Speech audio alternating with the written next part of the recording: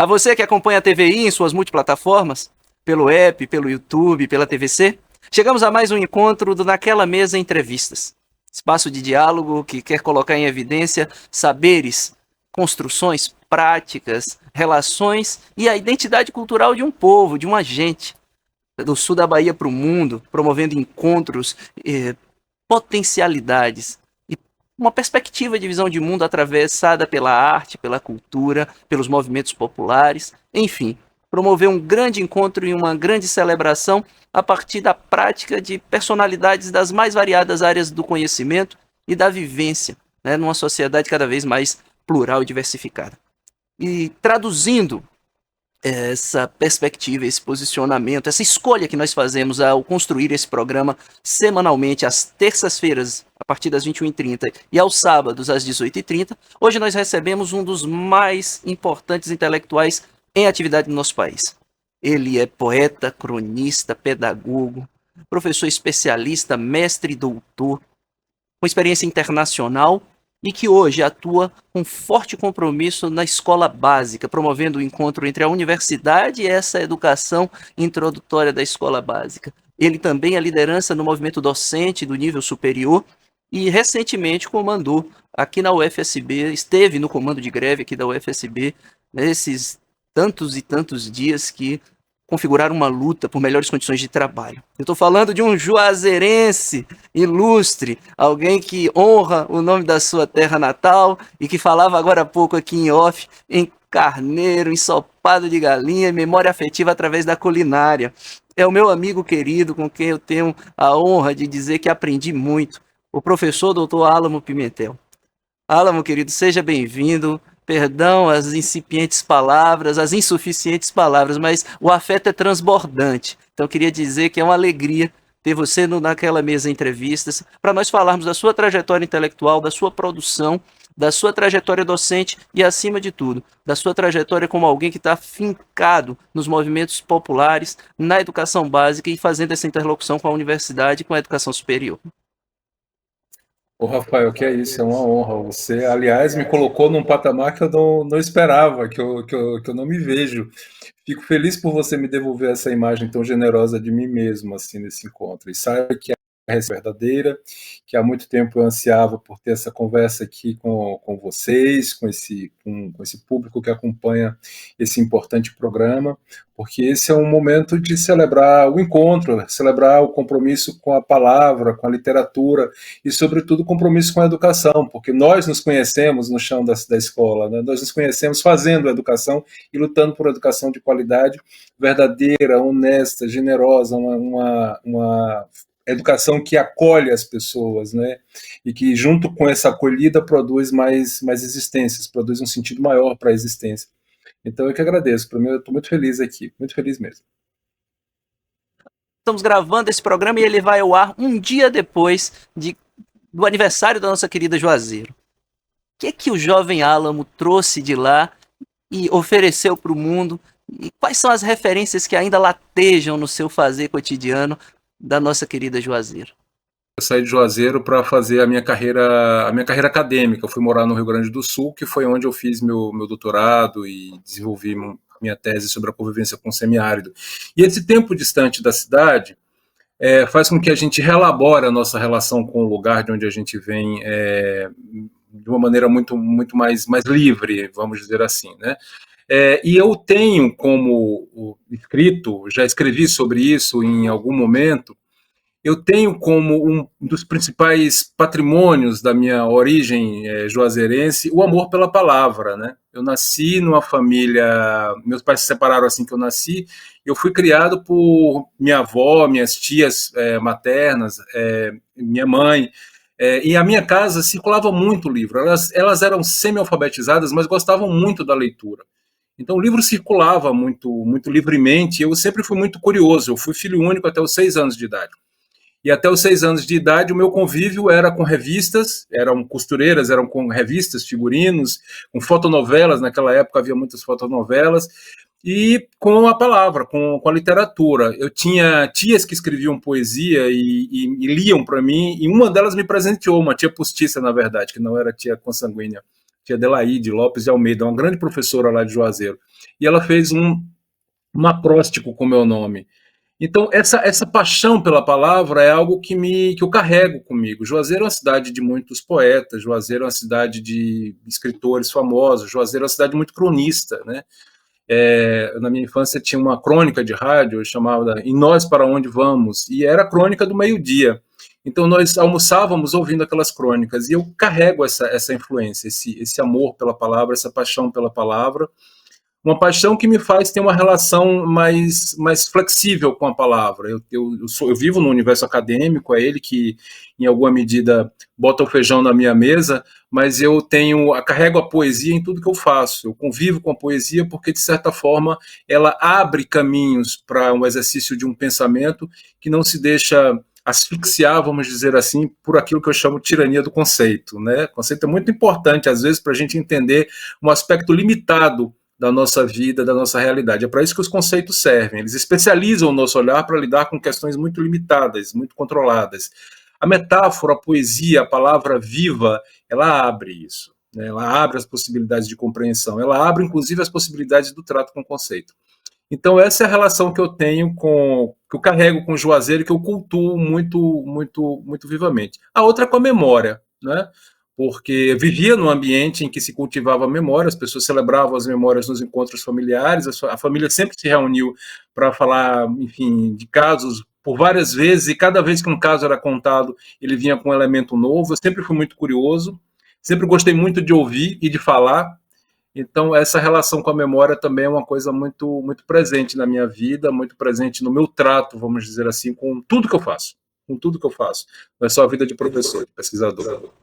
Falando em memória, você recordou do nosso encontro, e é importante que nós coloquemos aqui na nossa conversa essa experiência e essa sua contribuição junto com a UFSB, professor Naumar, professora Fabiana, professor Daniel Puig, aquela geração de professores que capitanearam o início dessa proposta inovadora da UFSB, e esse encontro conosco no antigo Colégio Estadual Dona Amélia Amado, que se transformou no complexo de ensino que também era o colégio universitário, na proposta dos CUNES da UFSB. Alan, de maneira breve, nosso tempo não permitiria, porque teria que ter um programa inteiro para falar sobre isso, mas quais foram os avanços e como é que essa proposta, essa realidade está posta hoje, né, do ponto de vista institucional na universidade? Nós temos percebido, eu entrevistei a professora Joana aqui e a questionei sobre algumas coisas inovadoras, né, do currículo da UFSB que gradativamente foram deixadas de lado, alguns projetos, como o projeto Paulo Freire de Mobilidade Acadêmica Internacional, que foi descontinuado. E assim, como é que você está enxergando de dentro e também do lugar de quem ajudou a construir essa proposta, esteve na gestão acadêmica quando Naumar trouxe essas iniciativas inovadoras e entendendo a realidade da UFSB hoje? Olha, eu tenho uma relação de amor muito profundo, de respeito muito profundo por essa experiência que me trouxe para cá. A UFSB me devolveu a minha vida de pedagogo, a minha vida de educador e a minha vida de escola pública. Eu sou um professor. Antes de entrar na universidade, eu fui professor de escola pública e de escola privada também. Então, eu tenho uma relação de amor e de apego, que é uma coisa muito difícil e, por vezes, perversa, não é? Por ter uma relação de apego com uma certa ideia original, com um certo conceito original, um conceito muito bonito, conceito original, e extremamente complexo, porque não era só colocar a universidade dentro da escola, era fazer com que um professor universitário, uma professora, doutora, pesquisadora, participasse do cotidiano da escola como coordenador de práticas pedagógicas, era fazer com que todo ano de iniciação, de transição do ensino médio para o ensino superior, se desse dentro da escola pública, e nós recebemos muitos egressos dessas escolas. Então, essa duração de um ano da formação geral era muito importante para o projeto original. Assim como um conjunto de outros conceitos que foram desmontados nos últimos 10 anos, né? Então, a universidade ela passou por 4 reformas curriculares em 10 anos, isso é muito para uma escola. E cada vez que reformas são pensadas e controladas por quem dirige instituições.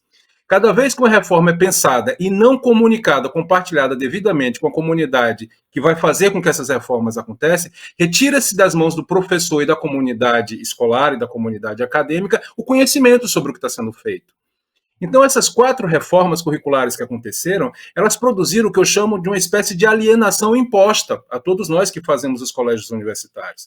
Então, nós continuamos fazendo os colégios universitários, eles continuam sendo a principal vitrine da nossa universidade para o mundo, por onde os dirigentes passam, por onde nós passamos, nós falamos, nós produzimos teses, dissertações, artigos, são vários artigos que eu já produzi com experiências de colégio universitário. Aliás, meu último livro todo ele é sobre o Colégio Universitário de Santa Cruz Cabrália, mas nós passamos por uma série de mudanças que criaram distorções no projeto original. Então, nós estamos lidando com um projeto que foi desconfigurado ao longo do tempo e que o maior desafio da geração que hoje continua fazendo a UFSB é fazer uma recomposição que traga de volta essa relação de pertencimento compartilhado entre universidade, escola e comunidade, porque esse é o papel da nossa presença dentro dessas escolas. Mas eu vejo com muito entusiasmo, eu ainda sou muito orgulhoso dessa experiência de que eu ajudei também, e que você também ajudou imensamente a construir. Então agora vamos olhar um pouco para a sua produção, né? Na geografia nós falamos assim, vamos estudar o lugar para compreender o mundo, e um dos seus livros do qual eu gosto mais é Entre a Escola e o Mundo, pensar esse território e pensar essas transformações que através do encontro entre a educação básica e a cultura popular, entre a universidade, a escola básica e o território, né, nós podemos promover. Então, Rafa, vou pedir aqui a nossa equipe técnica para colocar os livros, e aí você vai comentando cada um deles sobre as inspirações, sobre o conteúdo e também onde adquirir esse material para que os educadores que nos acompanham, os universitários, a comunidade em geral possa ter os seus estudos em mãos. Eu devo minha formação intelectual à escola da educação básica, porque quando eu terminei meu curso de pedagogia na UNEB, eu caí na escola. Eu comecei a trabalhar substituindo professores de maneira muito precarizada, muito precária, mas trabalhei em escola normal, trabalhei em escola de ensino fundamental. Depois eu tive um tempo em escolas privadas. Numa escola privada, durante 2 anos, eu fui professor no Rio Grande do Sul e fui diretor de escola, sou concursado da rede estadual do Rio Grande do Sul também. Entre a Escola e o Mundo é o livro mais importante de todos que eu já escrevi, porque ele contém as ideias seminais, ele contém tudo que os outros vão desenvolver, né? Eu reuni ali os 4 primeiros grandes ensaios. O primeiro texto do livro, depois da introdução, é um dos textos mais importantes, é um texto sobre o aprender docente, é um dos textos mais importantes da minha vida intelectual. E eu me recordo vivamente como esse texto aconteceu. Eu fui convidado pela AEC do Rio Grande do Sul para fazer uma conferência pública e nele eu falei sobre o aprender docente. E ele reúne, vamos dizer assim, aquelas ideias que já estavam sendo elaboradas para a confecção da minha tese de doutorado. Mas ele não foi o primeiro livro que eu escrevi. Quando eu escrevi Entre a Escola e o Mundo, eu já tinha escrito 2 outros livros. Um deles, que de fato foi o primeiro livro que eu escrevi, é um livro de antropologia da educação para a UESC. Foi uma encomenda para a educação à distância da UESC, é um livro raríssimo. Eu tenho um volume aqui, nem sei se ele existe ainda, mas é um livro que reúne, vamos dizer assim, as minhas ideias como professor de antropologia educacional, que foi o que eu trabalhei durante 10 anos na UFBA. Entre o Encontro e a Troca, o Encontro e a Troca é um livro muito importante, porque ali eu já tinha 10 anos de produção intelectual, fui para Coimbra. Ele foi um livro supervisionado por Boaventura de Souza Santos, fizemos juntos, e ali eu faço um encontro com as sociologias das ausências e as sociologias das presenças, vamos dizer assim, essa base epistemológica do pensamento de Boaventura, com a ideia de uma antropologia do aprender, ou com antropologias do aprender e genealogias do conviver. Né? Então esse livro veio, digamos assim, ele tem uma densidade quase que enciclopédica para um livro, porque ele é um livro muito, muito, muito gordo, muito grande, muito pesado, mas é um livro que reúne, vamos dizer assim, abrir bastante aquelas ideias seminais que estão entre a escola e o mundo, que é exatamente uma tentativa de de pegar uma perspectiva do que eu chamo de ecologias dos processos educacionais para compreender não aquilo que separa, mas aquilo que liga. E de como aquilo que liga um lugar e outro, a escola e a cidade, a escola e o campo, a escola e a comunidade, o bairro da periferia, existe um conjunto de relações que não podem, não deveriam, pelo menos, ser ignoradas para quem faz escola e para quem faz a cidade, para quem pensa políticas do campo, por exemplo. E esse último livro diásporas do ensino superior, ele é, de fato, um inventário do conjunto de experiências que eu desenvolvi aqui no Colégio Municipal, no Colégio Estadual Terezinha Escaramuça, como professor do colégio universitário, né? Eu fui requisitado várias vezes para trabalhar com a escola, para fazer formação continuada dentro da escola, para participar de eventos da escola, e dentro do que eu fazia na minha sala de aula com os meus estudantes, eu me dei conta de que eu estava convivendo com quase 50% de egressos da própria escola dentro da universidade.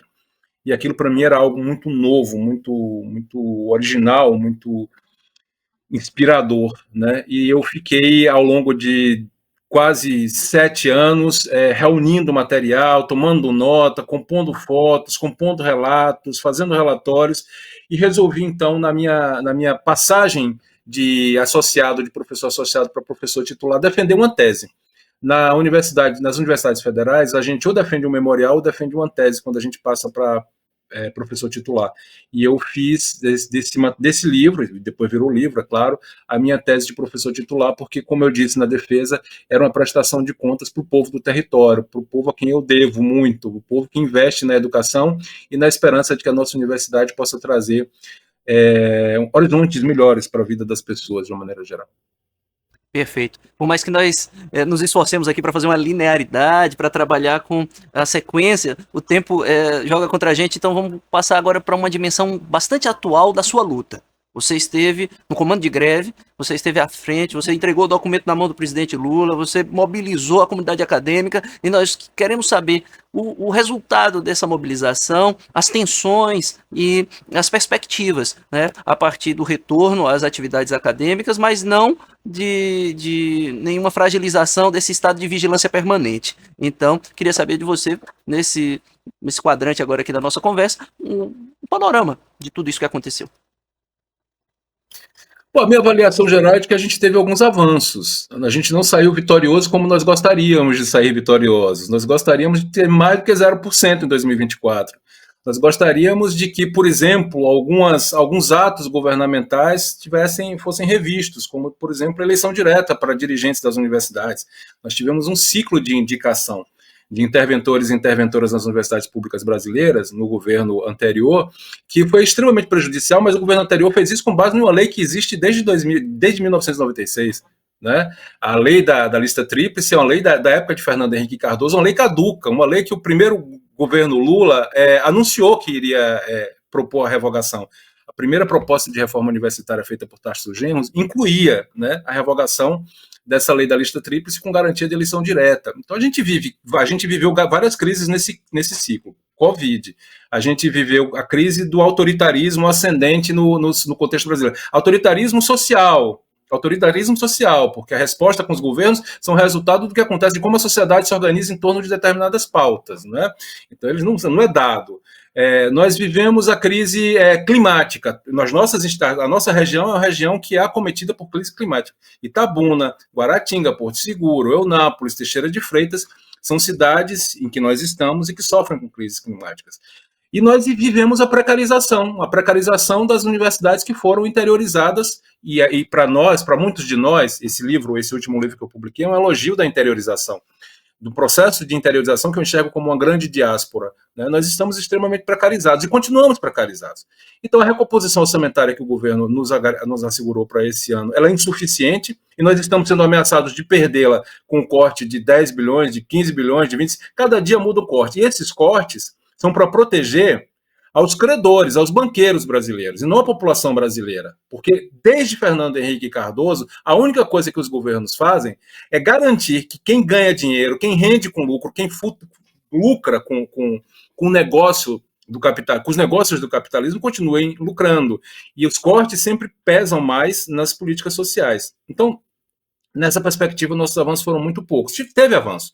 Nós tivemos assegurado ali um aumento para 2025, 2026, e isso é bastante importante.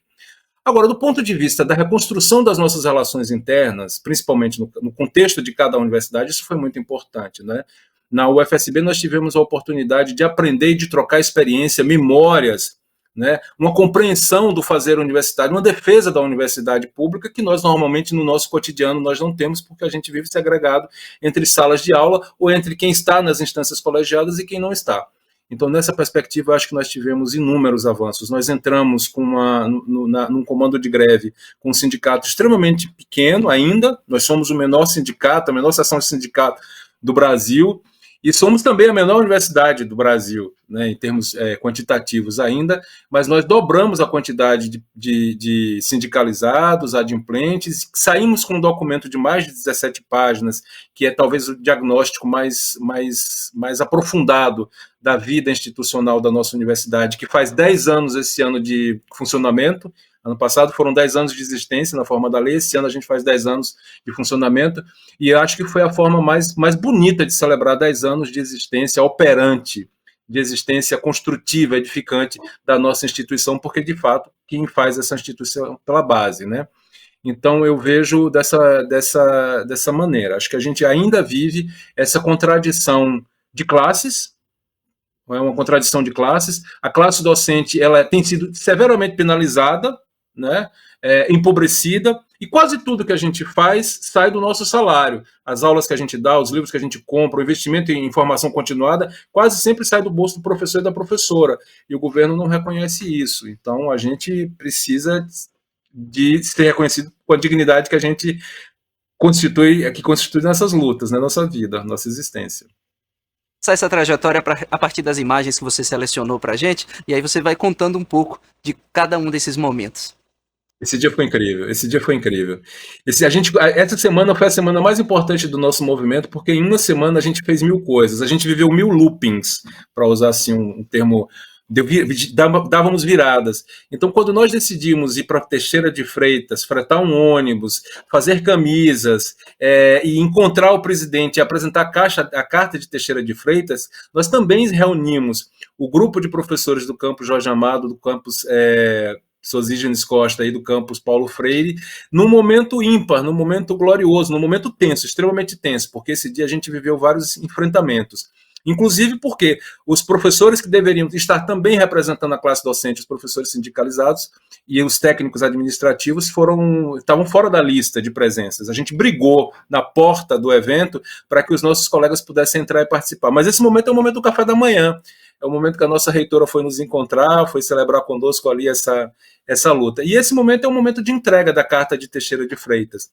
Nós entregamos a carta feita pela uma carta coletiva, um documento coletivo feito por nós, docentes, o livro, que é o primeiro livro que trata do processo de interiorização de um ponto de vista diaspórico. É importante dizer isso, né? Eu vou ser o primeiro a trazer essa perspectiva de olhar para o processo. E também a carta dos nossos colegas técnico-administrativos que ali entregaram também suas reivindicações ao presidente da República. Foi um momento emocionante, porque por mais que a gente tenha críticas ao atual governo, pela maneira como nós fomos tratados, uma síntese, naquele momento eu tive uma epifania, porque nós carregávamos o peso de termos ajudado a escolher esse atual governo, compreendendo a situação política. Então eu disse para o presidente, enquanto nós estávamos conversando, quem ama reclama. O nosso papel ali era fazer o belo exercício de endurecer sem perder a ternura. Nós estávamos ali porque reconhecíamos que com ele nós poderíamos entregar aquela carta e falar de coração aberto. Então esse foi um momento muito, muito, muito emocionante, embora nós estivéssemos com muita raiva também, pela maneira como nós fomos tratados ao longo do processo. Esse momento é um momento, talvez o momento mais importante da minha vida intelectual no ano passado, que é a defesa pública da mudança do nome do Parque Nacional do Descobrimento. Essa é a última audiência pública, nós estamos com a direção nacional do ICMBio, nós estamos com a diretoria regional do ICMBio, com as lideranças pataxó indígenas daquela região, são 6 aldeias dentro do Parque Nacional, e toda a equipe que participou de um processo de aulas públicas. Foram uma série de aulas públicas em que nós discutimos a importância da mudança do nome do Parque Nacional do Descobrimento, e junto com a população local, elencamos um conjunto de nomes e fizemos uma seleção de nomes que produziram, vamos dizer assim, uma proposta de mudança que está nesse momento na Casa Civil, né? O atual Parque Nacional do Descobrimento teve o seu nome mudado para Parque Nacional Maturembá. e essa foi uma escolha, uma defesa feita pelas comunidades indígenas. O Parque Nacional do Descobrimento tem uma peculiaridade, ele tem 6 aldeias inscritas dentro da sua faixa territorial, eles chamam de sobreposição de áreas, e esse momento foi um momento de defesa pública, assim, das ideias que nós construímos ao longo de 6 meses de convivência intensa, bonita e verdadeira. E aqui foi logo depois da pandemia. Eu participei do Comitê Nacional que concedeu o título de Notório Saber e Doutora em Educação à mestra Maiá, né, a querida Maria Muniz, uma grande educadora entre nós, uma mulher que participou de 392 retomadas no território da região sul, irmã da falecida, da assassinada Nega Pataxó, ela é irmã do cacique Nailton, e tragicamente nós perdemos de maneira criminosa a irmã pajé de Mestre Maiá, e esse momento foi um momento muito bonito de apresentação do livro dela, Pedagogia da Reconquista, que eu tive a felicidade de ser convidado pela minha colega Rosângela Detuni para fazer essa apresentação, e ali ao lado de Edson Caiapó e de educadores do IFE, do Instituto Federal da Bahia, eu participei desse momento. Foi um momento muito emocionante, porque nós estávamos, assim, foi o primeiro ato público que eu participei depois da pandemia. E falar do trabalho, da vida de Maria Muniz, para mim, é falar da vida de uma educadora que me inspira muito, que viveu coisas que eu não viveria, e o conhecimento que eu construí, que eu tive acesso, né, nesse processo de encontro com ela foi muito bonito, muito potente. Então essa imagem também é uma imagem muito forte desse momento mais recente, vamos dizer assim, da minha atuação pública. Uma aula pública, coletiva.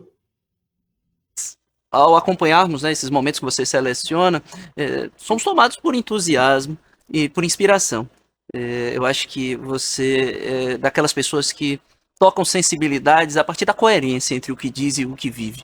E como é que você tem visto, dentro, né, desse processo todo de interiorização, de formação e reconfiguração da universidade, o processo de formação de novos docentes sobre a perspectiva, né, de uma visão de mundo emancipatória que lute contra o avanço desse conservadorismo alienante, de todas essas forças que vêm configurar uma sociedade muitas vezes violenta e tão autoritária, e os desafios políticos e os desdobramentos políticos de tudo isso. Vou lhe pedir um milagre, fazer toda essa a reflexão numa síntese de 3 minutos, porque o nosso programa está acabando, e eu já vou deixar o convite para você voltar, porque meia hora de conversa não é suficiente para tanta coisa que nós estamos discutindo aqui.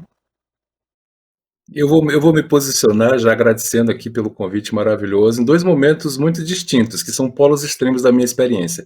Um é como professor da turma que chega na universidade. Uma das primeiras práticas de ensino que eu elaboro, que eu proponho, é a escrita de memoriais de formação. Então, a partir desses memoriais de formação das turmas que entram nos colégios universitários, eu tenho um contato com histórias de vidas que eu jamais conheceria, que eu jamais saberia. E isso eu aprendo muito como ser humano e como professor também. Ouvir histórias de vida de pessoas que superaram o impensável, o inimaginável, para mim é muito importante. Então, eu convivo com estudantes que vêm de escola pública, na sua maioria negros, negras, moradores de periferia, e quase todos e todas trabalhadores. Eles estão ali também superando uma série de barreiras e me ensinando com isso. E o outro extremo é o extremo da orientação no doutorado e no mestrado. Eu também sou orientador e acompanho. Eu tenho visto acontecer um conjunto de teses e dissertações que trazem uma escrita, um registro e análises, né, das contradições e conflitos que constituem essa região. Então, eu tenho aprendido muito com toda essa produção de conhecimento, e certamente é isso que me anima profundamente, porque vejo isso como resultado positivo e potencializador de outras transformações, e isso me anima profundamente. Então, eu penso que a universidade, quando ela chega, se apropria do lugar, se enraiza no lugar e passa a aprender com o lugar, essa construção, essa devolução, a devolução contínua que traz mudanças significativas. E cada tese, cada dissertação é uma oportunidade que a gente oferece para a comunidade se pensar, se analisar e avançar naquilo que já funciona e superar aquilo que ainda emperra outras mudanças, né? Então, realmente, isso é a experiência direta na sala de aula, como orientador e como professor, é o meu ânimo, é de onde eu retiro, vamos dizer assim, a energia vital do meu trabalho, do meu que fazer pedagógico. Maravilha. Para vocês estão percebendo pelo meu rosto e pelo meu contentamento que hoje o apresentador virou fã, tá aqui aprendendo com aquele professor que alargou seus horizontes nas discussões e problematizações da BNCC, aquele professor de geografia que depois desses encontros com Álamo, com a equipe que ele coordenava, com o professor Puig, com o professor Naumar, a professora Fabiana e todo aquele conjunto de pessoas, ampliou seus horizontes, saiu de uma área específica do conhecimento, foi estudar mestrado em educação, o doutorado em geografia humana a partir da influência dessas pessoas que têm um dizer muito próximo do seu fazer. Álamo, muito obrigado, reitero o convite para você voltar em outras oportunidades, para nós continuarmos falando de educação pública no Brasil, para a gente continuar falando de formação docente, para falar de cultura popular, para falar dos movimentos populares e para falar das suas produções, porque você não para e sempre está nos ofertando alguma coisa nova em termos de produção do conhecimento. Então, quero dizer a todos vocês que nos acompanham que essa, sem sombra de dúvida, foi um dos momentos mais especiais desses mais de 80 programas que nós temos entrevistado aqui, pessoas na TVI.